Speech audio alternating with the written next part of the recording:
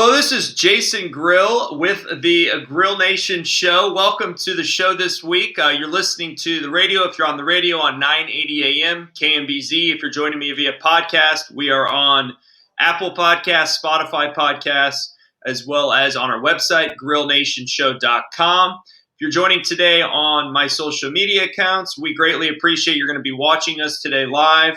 And I'm joined on our show today by Chad Esslinger, who is the is a wealth management advisor at Esslinger Financial. Their website, which I will put up here on the screen, is esslingerfinancial.com. That's ESSLINGER financial.com.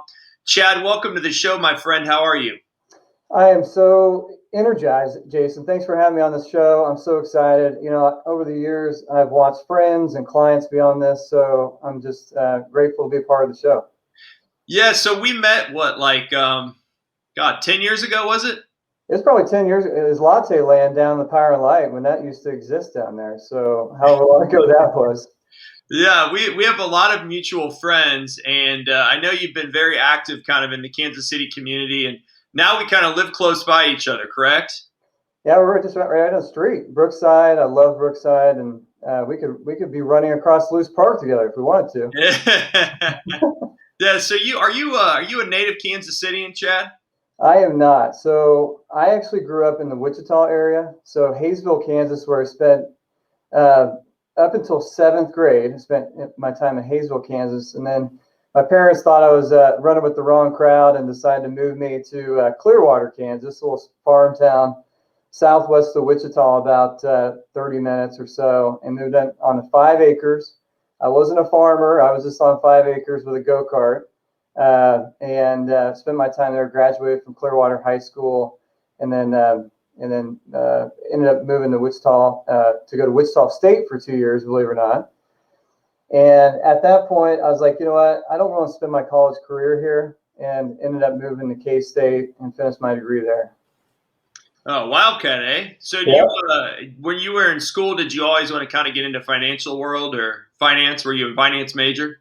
You know what's crazy? I'm one of those weird people that from the 8th grade. So 8th grade, when I first moved out to Clearwater, they had a personal financial class, which apparently is rare, and just fell in love with it, to be honest with you. I knew at that point forward, I wanted to be in the career at some level, somehow. And so I went to Wichita State with an emphasis in financial services from the very beginning. Part of me wanted to be on Wall Street and, watch Wall Street, loved Bud Fox, and then obviously had some moral issues that, probably didn't align with my natural integrity. So nor did I want to move to New York City. So, but I knew I wanted to do something in this career. I honestly just didn't know at the time what it would look like. But obviously thankful and blessed to do what I do now. So we'll allow you that you're a K-Stater. I'll allow that. If you were a KU Jayhawk, I might have an issue. But we get along as a Mizzou grad. I'll get along with you. I'm sure we got some fun out of the last night's game, though. Yeah, we did. We're taping this on Tuesday, of course, and I'm not a USC guy, but I'm more of a UCLA fan. Love that area of LA, and but you know what? We'll take what we can get. So you graduated from school. What'd you do after that? Did you get immediately into this world, or what happened next? So I'd be remiss not to share what happened at K-State. So I was a senior at K-State and met my wife, Kelly, who's my wife today, obviously. Been together 17 years, married 14 years. But we met each other at a football tailgate, K-State football tailgate. And from that day forward, she couldn't leave me. So she had to stay with me. I wonder how many people met at a K-State tailgate back in the day. How many people are now married that met over a keg at a K-State tailgate? That's a good question. I'm sure they're all still together, right? But no, she was from the Tonganoxie. She went to Tonganoxie High School, local to Kansas City, and I knew I had no desire to move back to Wichita area. Didn't know anybody in Kansas City, but I was trying to find a way to get there. Ultimately went into work at First American Title Insurance Company as a sales rep. back when everybody was a builder, lender, or realtor, or in the title insurance business when the housing market was booming from '05 to '07. And then, believe it or not, 2007 happened, and everybody kind of knows the story about that, but the housing market tanked. And I was left unemployed, living in my future in-laws' basement. And, 24 broke, living in your in-laws' basement doesn't really speak well for the longevity of a relationship. But, finally was able to get on the career path and ended up working with High Point Financial Group. So this was July of 2007.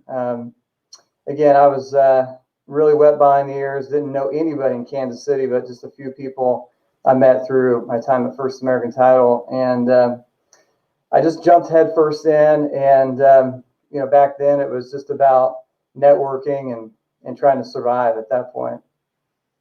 Yeah, I mean, it's a good story, though. I like kind of somebody that works hard and deals with failure sometimes and hardships, right? I think that makes you a stronger in your profession today. Now that you're extremely successful, you have a great family, you're well connected here. I mean, it wasn't always like that, and I think people need to realize that. Yeah, I think there's a great word, grit. I love grit. I think that perseverance and grit will get you far. And at the time, even though I was book smart, I wasn't street smart. And sometimes the biggest lesson learned is handling rejection and handling your expectations. Again, by the grace of God and just perseverance, we've been able to really make some major strides and a lot of successes, and of course a lot of failures along the way. But here we are, 14 years later. So we're going to get into that on the show today. I wanted to have Chad on the show again, EsslingerFinancial.com, to talk about kind of what he does on a day-to-day basis, how he got to this point, how he essentially, what he looks at when he thinks about investing, how he helps people, kind of the philosophy behind it. When should someone think about starting to invest? I mean, obviously, Chad, I came out of the political world as a legislator, and let's just say as a legislator in the Missouri House, you don't make much money. And so I had literally nothing saved up out of government. And so, you never know. Like, you have some people on some path, some people on the other, but I think it's really cool to kind of talk about it from more of a philosophical and standpoint and a process. Everything's about processes. And so I'm anxious to see what you have to say about that and kind of based on your experience with others, kind of what you recommend as far as kind of the high level engagement processes with a financial wealth advisor. Chad Esslinger is our guest today on the Grill Nation show. His website is esslingerfinancial.com. You can connect with me always on social media. My Twitter is @JasonGrill and @The Grill Nation Show. I'm also on Facebook, Instagram, and LinkedIn. Just search for my name, Jason Grill. Also, you can connect with us on the Grill Nation Show on YouTube and watch all of our shows after we air them on the radio. Looking forward to today's show. We'll be right back after the break with more Grill Nation Show. Thanks for joining us today on 980 AM or on podcast or at our website, grillnationshow.com. We'll be right back.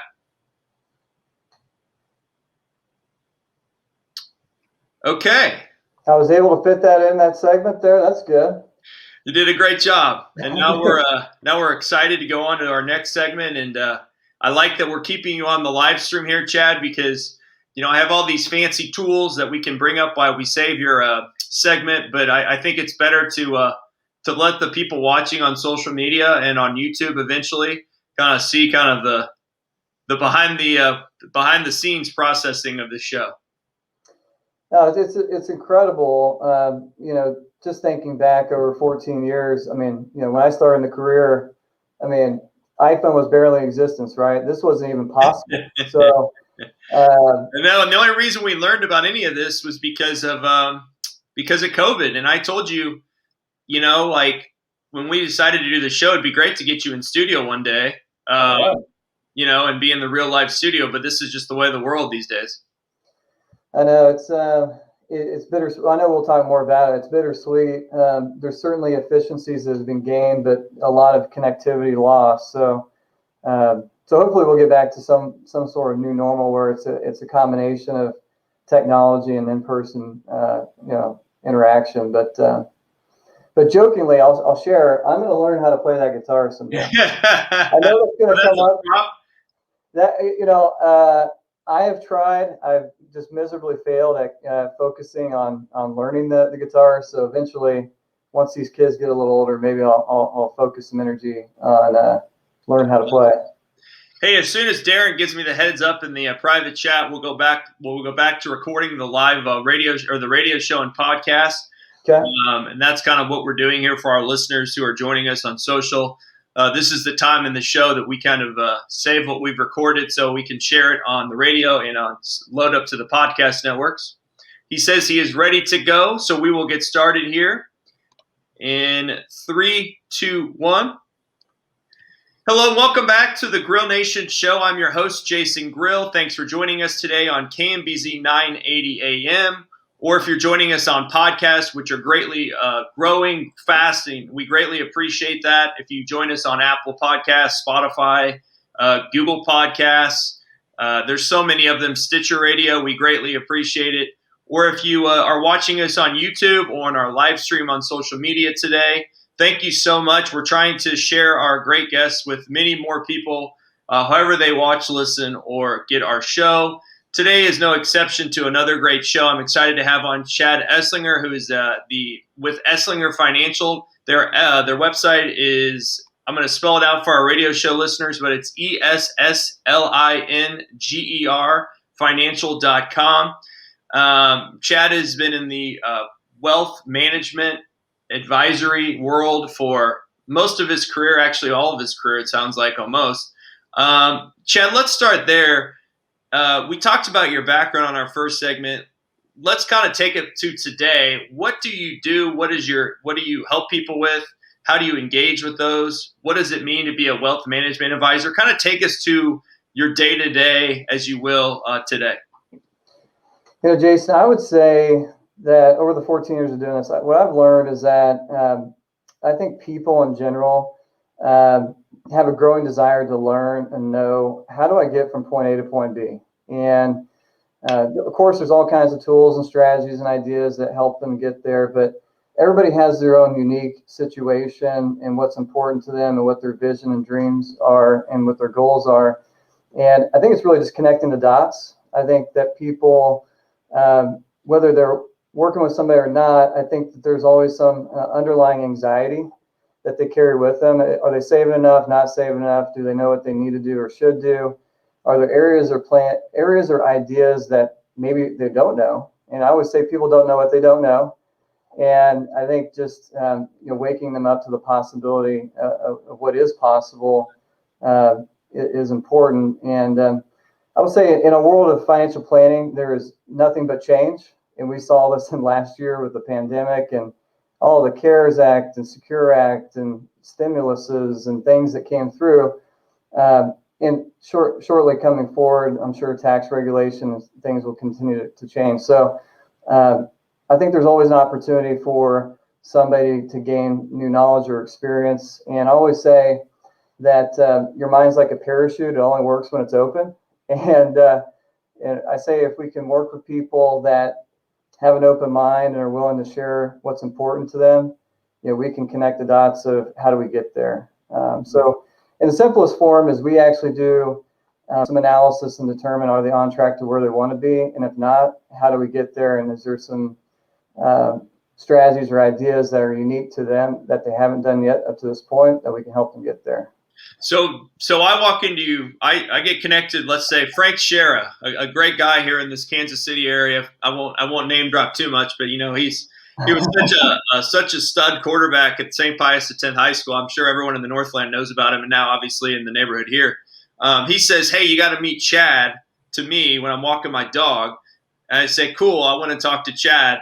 What happens next?" And when we sit down and have our coffee what are you trying to evaluate? What are you looking for? What are some of the processes you do to really kind of get to know someone? Well, let's just be honest. Frank is a very humble and but an excellent athlete and an excellent golfer. One of which I would love to aspire to get to his handicap at some point. But no, I mean, I will preface by saying that's how we get connected. People will not, despite their best efforts, they will most likely undersave or underplan, not because they don't care. It's because they're busy, don't have passion around it, don't understand it, don't have somebody they like or trust. And so days, weeks, months, and years go by and they've done nothing about it, right? So I think the key is the personal connection, the relationship is the critical piece in passing the baton, if you'd say. Because we're talking about people's money and we're talking about people's, financial future, some of which is good and some of it's bad and ugly. And so they're just not going to call me out of the blue. I can tell you that. I can tell you 14 years on one hand, how many people have reached out to me directly to engage in working with us. So I'll start with that. But, in general, Jason, I would just say it starts with the relationship. It's about, do you feel like you could work with me? Because we are people, right? And ultimately, the best connection, the best relationship is going to be the best advisor relationship. Because if I call on you in the future, and needless to say, let's say we do get some things implemented, if you don't want to talk to me again, that's just not going to be a good relationship. I mean, it's just, inevitably, you could probably be better off with somebody else that you find more connectivity with. So initial conversation would be casual, getting to know you, what's important to you, what your goals are, what you're currently doing to get there. Of course, we need to get the quantitative stuff, like tell me what you saved in this account here and there and all that stuff. I call that the quantitative data. The qualitative stuff is more important to me. What's your vision? If we woke up 10 years from now and we were able to start making progress towards your goals, what would you get excited about? What would make you feel good about the work we did? And that's what we're trying to accomplish, because planning is so far. Sometimes it's hard to really envision, how do we get there? And let's face it, today sometimes feels more important than the future. Mm-hmm. So, I want to make people, get them off the hamster wheel of life because we're so busy, and get them really thinking about what does it look like, when your kids are heading off to college, and what is that? What would that look like, or how would you want that to be handled?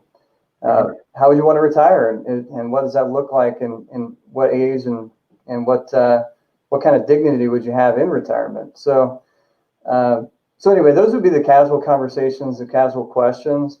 And from that point forward, it's just, are you willing to again be open-minded and hear about, how do we get there, and have to have a willingness to plan, right? I mean, it's kind of the old saying, you can lead a horse to water, but you can't force it to drink, right? Right. I completely agree. And I think when I met you, Chad, I had I couldn't answer those questions because I didn't have any savings or money. So it was kind of like, hey, this guy knows what he's talking about, and he's a good dude. But however, I really have no need for insurance planning or financial planning, or one, because I don't have any money, but two, because so it's just about timing. Yeah. But when people, so that's another question I had for you is when, I just like meeting new people. Of course, obviously that time was really cool when we hung out back in the day. But when is kind of the right time? Is there a right time to reach out to someone like you?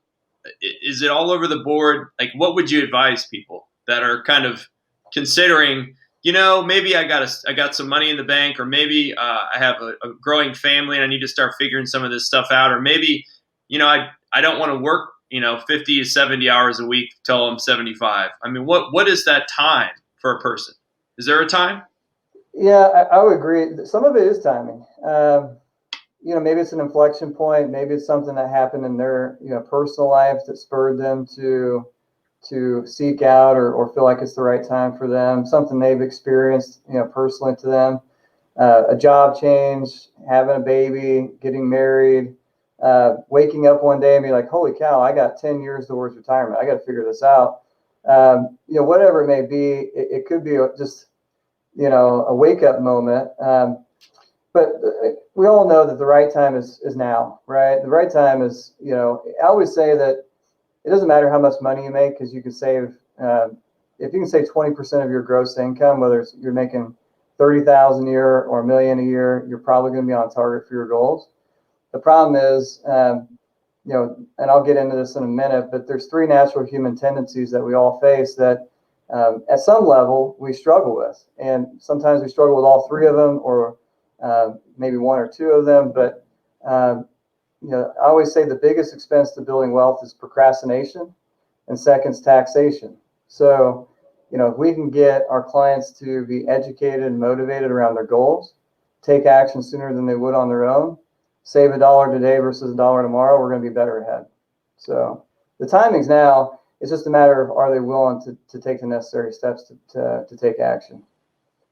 Well, that's good to know, because when you said the timing is now, because everyone tries to kind of like figure out when's the market going to do this, or I'm thinking about having a baby, or I'm going to get married. I can never stop working because I'm going to have all these debt, and and sending my kids to college, and there never really is a right time for anything. You just have to choose, right? Mm-hmm. So you're saying it's always the right time to kind of think about saving. I think we learn that in maybe like second grade or fourth grade, but we just forget it sometimes, don't we? Well, I mean, the key thing is, inaction is the wrong action, right? So we gotta, sometimes face the piper and look ourselves in the mirror and be like, okay, if we're really going to be serious about this goal, whether it's saving for education or retirement or buying the first house or you name it, there's going to be some pain that comes with that, because there's so much other things that we could spend that money on, right? Going on a trip, or going out to eat that extra time that we didn't need to, or you name it. So, and quite honestly, I'm usually the bad guy in those scenarios, because I'm stealing dollars away from people's current lifestyle for their future self. So, but over 14 years, you start to realize that they are thankful for that. So. We're gonna talk so much more, Chad. Chad Esslinger from Esslinger Financial is with us. The website is ESSLINGER financial.com. Chad, we're gonna get into kind of some of the other parts of your practice and philosophies. I could talk to you all day about some of this stuff. It's pretty interesting.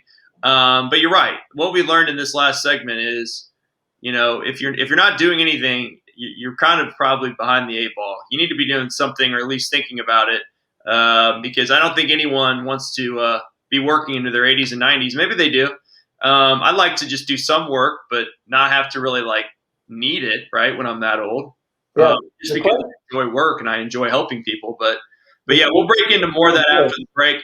We'll be right back on the Grill Nation show. Thanks again for joining us today on KMBZ 980 AM, on podcasts, or on our social media, or on YouTube. We'll be right back. Thanks for joining us today.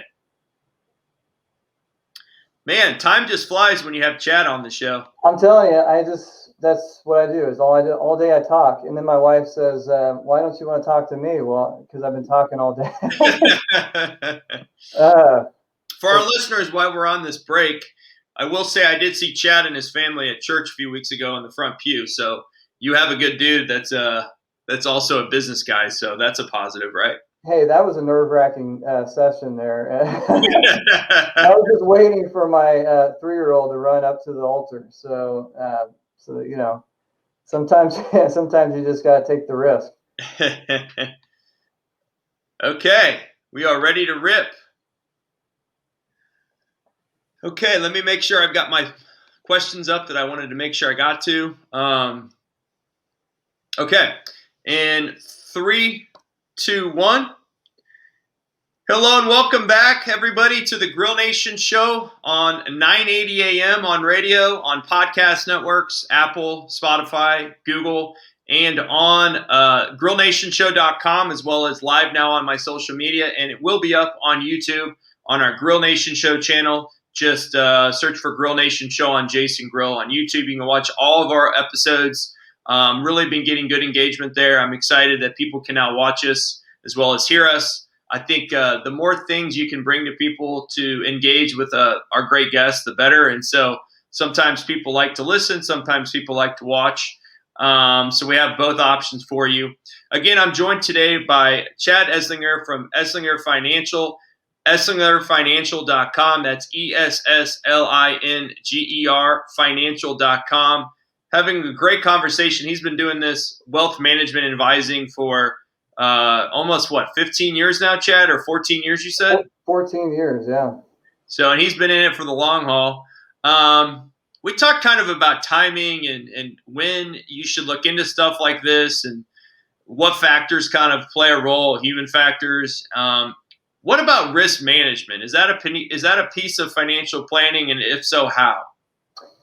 Yeah, I really think about there's three pillars of planning. I think risk management, wealth accumulation, and wealth distribution. And you really can't have one without the other. So I think about, it's easy to think, if everything goes as planned, how will I wake up at 65 or 60 and be retired, and how do I save for that goal? But unfortunately, life doesn't always give us that choice. We have, I call them what if scenarios. What if we don't make it home, tonight? And what does that do to our family? What if I'm sick, hurt, can't work for an extended period of time? And how does it impact my lifestyle and or my ability to save for retirement? What if I live too long and need some level of care? What does that look like, and how do I plan for it? And, to be honest, Jason, those are questions that most likely nobody's asked them. It's not comfortable to talk about those scenarios. If you've ever been through that experience with a family member or somebody close to you, you probably understand the reason and the importance of it. But, maybe that hasn't happened. Sometimes you got to put yourself in those situations. I definitely believe you have to have a plan. It doesn't always mean you have to do something about it, but we got to figure out, how do we navigate those scenarios? I'll be honest, the hardest pillar is wealth distribution, and we can talk about that a little bit. But everybody talks about saving for retirement, but quite honestly, the most difficult part of the planning process is how do we create income in retirement? And I always use the analogy is Mount Everest climbers usually don't get hurt on the way up the mountain. They usually get hurt on the way down. It's around how do we navigate the downhill slopes, right? How do we get from not only point A to point B, but then how do we navigate that situation once we get there? So I really think there's three phases of planning, and the hard part is, mastering all three of them. And I think that's what we do an incredible job of, is just with the gift of foresight, navigating all three of those, whether it's through our clients' experiences or my own personal life experiences as well. What were those three things again, Chad? Risk management, wealth accumulation, and wealth distribution. Okay. Important things to remember, because there's a lot of pieces of this pie. Insurance. Do you guys help people with that, or is that something you don't deal with? Yeah, we help with that. We're I call it the life planning, estate planning, not necessarily the property and casualty, the auto and home insurance, which is also important, and we talk about it, but we talk about more about protecting the human life value. What is it, as long as you're healthy and able to work, what does that equate to over your lifetime? Mm-hmm. And how do we protect against that, whether it's through an illness or injury in the event of a premature death? So, we cover those, we quantify and measure it, and we give them tools to be able to solve for that. And again, it's all about timing and whether they want to face it or how they want to combat it. Our job is to provide ideas and recommendations, and their job is to determine what they want to focus their energy, time, and money on. And so we just do a comprehensive view and basically, put ourselves, if we were in your shoes, Jason, this is what we would do, and here's how we would achieve it. And we're just going to prioritize and determine how we want to move forward on those things. Chad Esslinger is with us. He's a wealth management advisor at Esslinger Financial. You are connected to Northwestern Mutual, aren't you? And how does that play a role and help your business? I know you have a relationship with them as well in your own company. Northwestern Mutual, great company, used to be the quiet company. They're obviously more visible with their marketing platforms and things like that, but financially strong. You've been here since 1859, and just a strong company to align ourselves with. Great resources, really care about their advisors. Not only that, but the development of their advisors. I just think that it's a great long-term place for our practice to be, and just blessed and thankful that we're a part of it. And I think the direction of the company, the vision of the company is strongest now than it ever has been. So I'm excited for the future of what they have in store.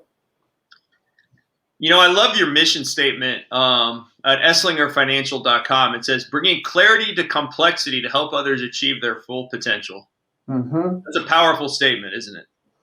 That took years with my coach, my personal coach, Tim Bass, to figure that out. Really connecting it, from my head to my heart, right? Like, how do I really, me personally, believe that I bring value? I don't know if you've ever done Myers-Briggs, but I'm an ESTJ.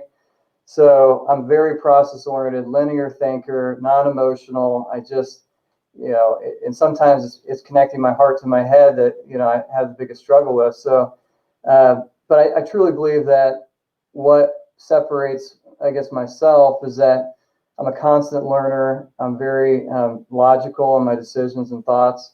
We're very strategic, and we have a broad base of knowledge. I got 1,000 letters after my name, and my wife. Yeah, I didn't want to introduce those. Those are crazy. I thought a JD behind mine was enough, but you have like 6 or 7 acronyms behind your name. I just got word that yesterday that I have another 3 coming. Advanced. Let me just tell our listeners, if you go to esslingerfinancial.com, ESSLINGER financial.com, and you see Chad has about 100 different things behind his name, which means he's gone to a lot of school, or he's had success to where he can achieve certain things where people give him all these things. Well, the saddest part, Jason, is I've done the math. I think there's 24 exams I've taken to get just to those letters. And those are the pro anxiety right now, Chad. Oh, I'm thankful I did it when I was young. I don't think I could do, with my 9, 7, and 3-year-old. I don't know if I'd have the time to get all those done now. But I think it's important. I think it's a duty to our clients to continue to reach to our highest level, right? I never feel like the exciting part about me personally and professionally is I don't think I've reached my true potential yet. And I think that maybe I never will, but I'm always striving to see how I can improve and how I can get better. And I'm a constant learner. I think it's important today for that to be a part of your. I think it is too, and that's one of the reasons why I do this show, is because I learn from people like you each and every week that come on. This show's all about the guests, and it makes me a better person. I think just hearing the stories and the advice and the examples that are shared and the knowledge, and I hope that that makes me a better person as well. I want to get to a quick question. We got 3 minutes left in our third segment today. What has technology done to your world and your industry? In a positive way? How has it helped you and consumers? And then maybe kind of take us through a few trends that you've seen that have become more mainstream over the last 5 years with your business. I was quasi talking to you about this, Jason, but it's crazy. Over the 14 years, when I first started in the industry, I literally had a shoebox with note cards in it, and that's how I keep track of who I was going to reach out to that day. If I didn't carry my shoebox with me, I would forget who to call, right? And now, everything's on my iPhone, and obviously we have streaming services, and we have, Ring Central and Zoom, and the reach is broader. I think we're, licensed in 19 different states, clients all over the country. So I didn't ask you that. Like with your business, you have national reach, so you can help people in all different parts of the world or the United States, not just Kansas Cityans. That's correct. And some of the clients have moved and stayed with us, or we just got connected to folks across the country. But I think because of the level of comfort with technology, people are more okay with that. Where when I first started, I think 75 to 90%, that's probably maybe 100%, was all in-person meetings. I would drive all over Kansas City. If you had a job and you're willing to meet, I would meet you in the Northland, and I'd meet somebody in Overland Park the same day. So now, wouldn't dream of doing that. We can do everything via a conference call or a go-to meeting or Ring Central. And COVID just expedited that. I think, I got an office downtown that I've been to and met 4 people over the last year and the rest have all been over, conference call or Ring Central. So I think that's a blessing, but it's also a negative because I'm just an extreme extrovert, and sitting in my home office all day, not connecting and meeting people in person, drives me nuts sometimes. And I think there is an element of lost connectivity with that. I also will say people's time is shorter. When I first got together with people, it used to be easily an hour, and it'd be okay to meet at a coffee shop or lunch and spend an hour. Now it's 30 minutes, 15 minutes. It's really quick. It's succinct, which is fine. We can do all of that. But I do think that technology, has impacted those things. Definitely has, and you don't have those martini lunches like they used to have in the 50s. No, like Mad Men style.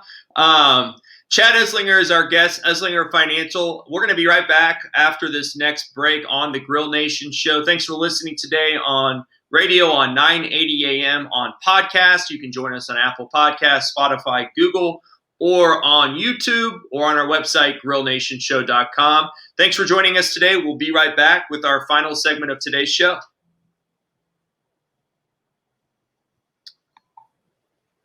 Okay, we're going into our final segment, Chad. This one is 9 minutes. Okay. Everything okay on your end so far? I think so. Do you want me to cover those 3 natural human tendencies that I think brings the most value? Yeah, we'll do that. And we'll probably do that in our sneak peek too. Okay. Now that I think about it, that's really informative. Yeah, I think everybody wants to know about cost versus value. Why an advisor when I could do it on my own? I think that really these 3 things is where all the value is created. And what is the term for that again? Behavioral finance. So yeah, but what's the leading question there for your 3 things? What are the 3 things that all humans have that they struggle with from a finance perspective? Okay, here we go. In 3, 2, 1. Welcome back to the Grill Nation show here on 980 AM, or on podcast, or on our website, grillnationshow.com. Also appreciate all of those joining us on my Facebook, LinkedIn, or Twitter page. We're with Chad Esslinger from EsslingerFinancial.com. Great guy. We're going to probably have to have him on again because there's so many different things we didn't talk about today, and I've already teed Chad up for a hopeful second or third appearance this year. But Chad, wanted to get into the 3 things, then 3 human tendencies that you think are the most important or impactful, I guess, when people are looking at investing or wealth management. What are those 3 human tendencies? I know there's something you wanted to share on the show.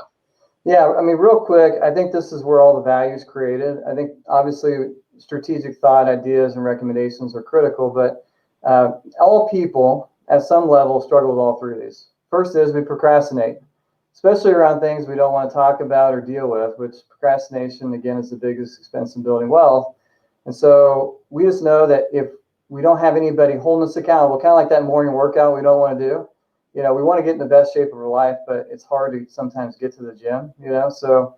I don't know. I heard dad bods are kind of in now, Chad. Yeah. So kidding. Go on. I don't want to interrupt. No, but I was just going to say, I think that sometimes it's that human element that gets us off gets it off the to-do list and gets it done. Having somebody hold you accountable to your goals and getting you to take action. Sometimes the first step's the hardest. So the first one's procrastination. Second is we tend to spend first before we save instead of save first before we spend. And what I mean by that is we all have the best intentions to save money at the end of the month, but the money's never there. And we don't treat it like paying ourselves, like paying a bill. We're always good at paying bills because there's a deadline and there's a time frame that we need to pay it. But if we don't pay ourselves first, there's never any money to be saved. And I think that's going back to the principle if we can just save 20% of our gross income systematically every month, we're probably on target to goal. It's just a matter of doing it. And sometimes if we wait till the end of the month, all the best intentions, the money's never there. The third is that we are incredibly emotional about saving, planning, and investing. We make the wrong decisions at the wrong time. We buy at the high, sell at the low, and we always do this, not because we don't understand the principles of it. It's just incredibly difficult to stare, market volatility and make, the right decision at the right time. And so we want to make logical decisions, not emotional decisions. And never more did I see that happen over this past year with the pandemic. March, April, May of last year, it was a challenging, short 3 months to keep people, off the ledge. And thankful for our clients and for us, we were able to keep cool heads prevailed in that situation. So again, we just want to eliminate or mitigate that. It's not going to be a situation where we completely eliminate those three natural human tendencies, but if we can just educate our clients around that, then I think that they can usually nod their heads, say, yeah, I struggle with one or two or all three of those. Let's challenge that. Let's face it. Great information on those three tendencies. Let's get to some quicker questions here, Chad, as we finish today's show. And again, I'd love to have you back. You're just spewing some really great knowledge today, man. Thank you so much for joining me. This is awesome. This is the kind of show I like to do because it's more about kind of deeper thoughts than it is about, hey, we're having an event on Saturday. We're excited to see all of these people show up. No. So what is the best advice you've ever received? I feel like you probably received a lot of good advice in your life.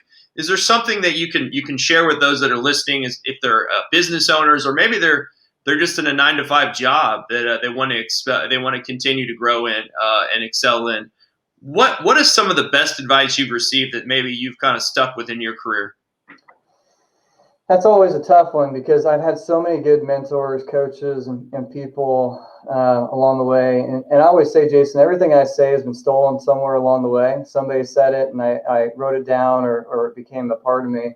But I would say early on is if it's easy, if it's worth fighting for, and if it's easy, it's probably not worth fighting for. I think that if you really want to get to where you want to go, you got to get out of your comfort zone and manage your expectations. I think, you got to take risk, right? I mean, sometimes about living is taking that risk. And, I know several points, and I would say one of the more prouder moments of my career is, me and my wife started a salon when she was, 20 years old, 21 years old. And I was starting my financial planning practice at 24.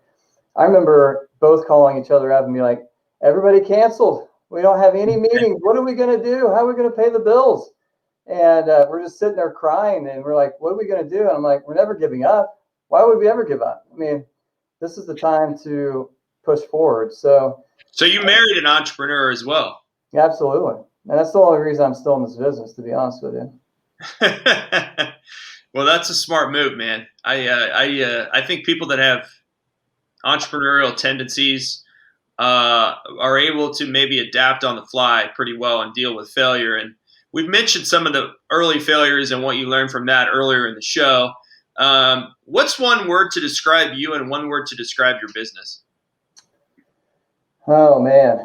I think you kind of alluded to one in the first segment. I don't want to give you a freebie here, but go ahead.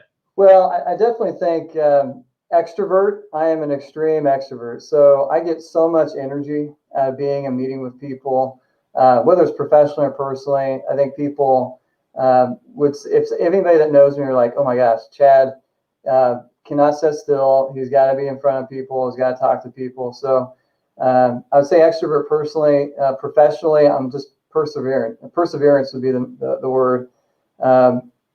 Sometimes it's not always the person that has all the great ideas. It's the one that is willing to continue to move forward despite adversity. So I think perseverance and just having that grit, the ability to push forward when things aren't always going as planned.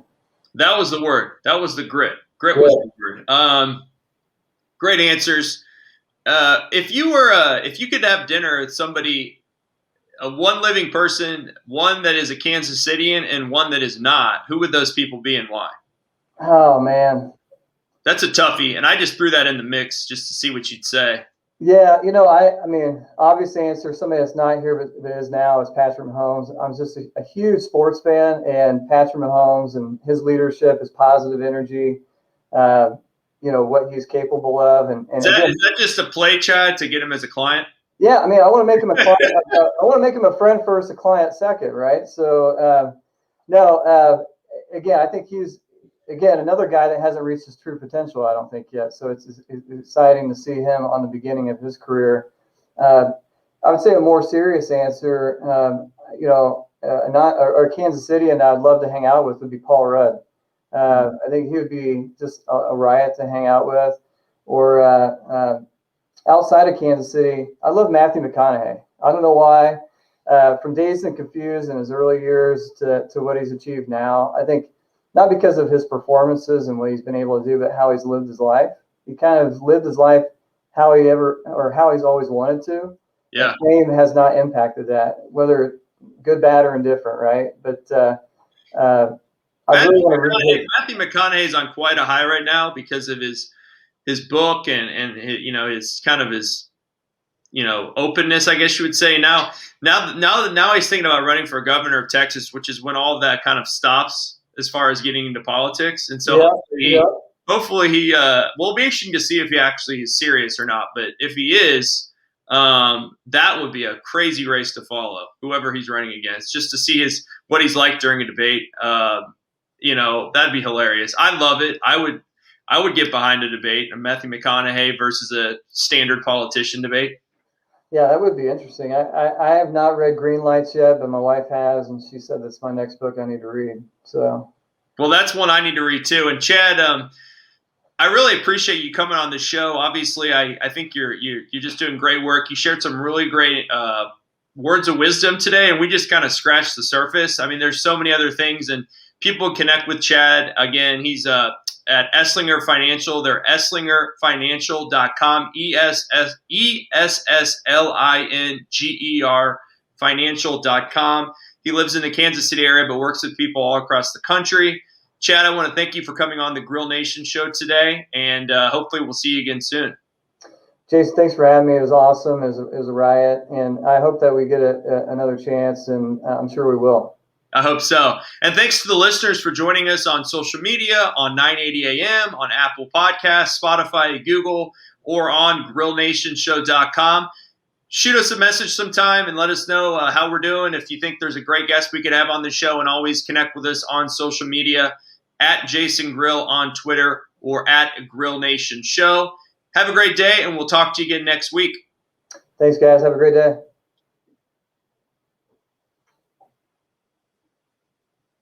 Okay. Great job, Chad. Did we do okay? Yeah, we flew by, man. This was a great show. We're gonna tape our sneak peek. We're still on air right now. Okay. For those that are watching online, this is the part of the show where we tape a sneak peek with our guests that we can share on social media and give to them so they can share within their network and promote the show this week. Chad, we're gonna start taping here in a second. I want to keep this under 2 minutes. Here comes our producer.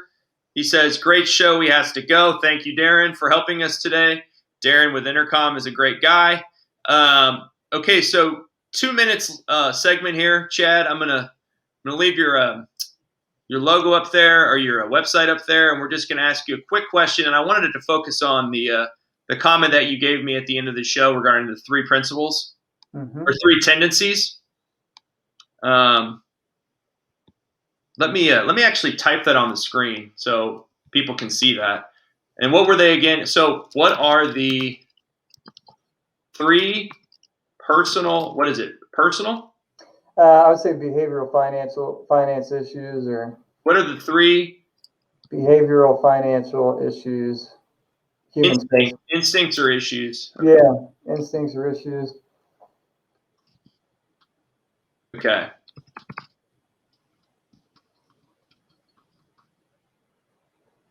Okay, so I'm going to add that on the screen. I think. Does that make sense? Is that what you're thinking? What are the 3? Whoa, sorry, I wrote that wrong. Hold on. I've never done this before like this, so give me a moment here. No, you're good. I would say either issues or that they struggle with, or. Okay. How about this? Yep. Okay. So 2 minutes, correct? Remember that. And I'm going to count us down here in 3, 2, 1. Hello, it's Jason Grill with the Grill Nation Show. Thanks for joining us on this one question sneak peek. I'm joined by Chad Esslinger from EsslingerFinancial.com. Chad, what are the 3 human instincts and issues people have with investing? I know you have a really great philosophy on this. Could you share it with us in this one question sneak peek? Yeah, Jason, I think the key, most people, so first off, we procrastinate, especially when it comes to things that we know we should do, but just don't feel like we have the time to accomplish it. So procrastination is the biggest expense in building wealth, and second is taxation. So we got to find a way to expedite our decisions, make save $1 today versus $1 tomorrow. So procrastination is number one. Second is we tend to spend first before we save instead of save first before we spend. And what I mean by that is people don't have a clearly defined goal or measurement of how much they should save.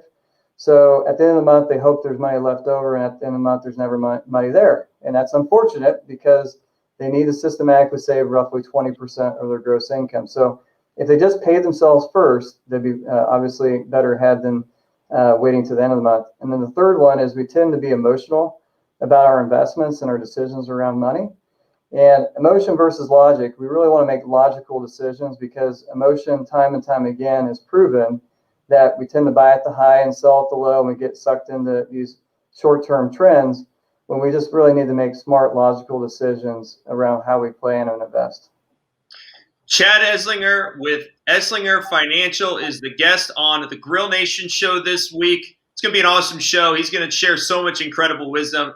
This is one you don't want to miss. I want to thank Chad, and I want to thank our listeners and watchers for joining us on this Grill Nation Show One Question Sneak Peek. We'll see you this week on the show. Thanks for joining us. Thanks, Jason. Okay. Let me end the broadcast.